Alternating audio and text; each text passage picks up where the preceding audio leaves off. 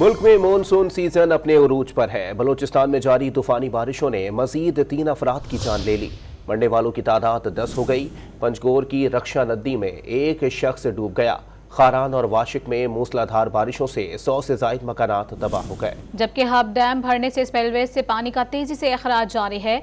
करीबी आबादियों को मुंतकिल होने के लिए मसाजिद से ऐलानात भी किए जा रहे हैं।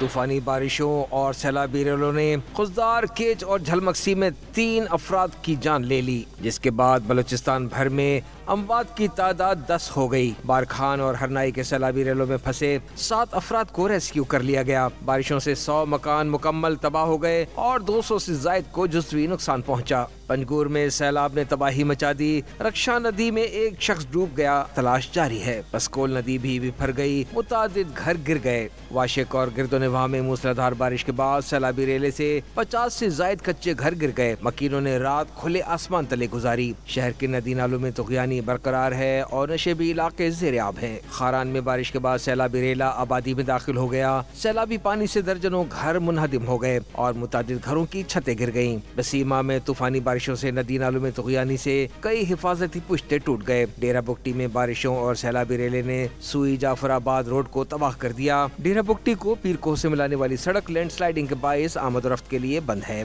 बलूचिस्तान में बारिशों के बाद हब डैम भर गया।